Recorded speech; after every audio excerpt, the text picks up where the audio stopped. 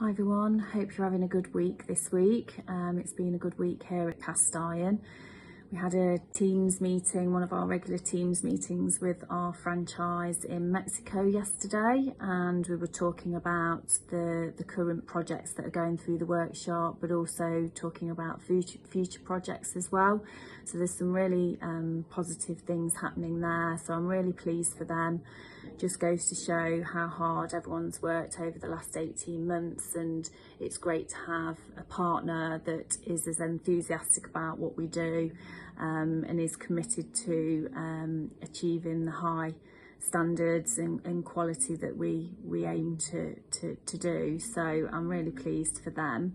I'm sure I'll be updating you over the next few months about some of those projects and sharing some more information, but I'm really happy for them, so well done to everybody there. I hope everyone has a great weekend, and I will keep you updated next week.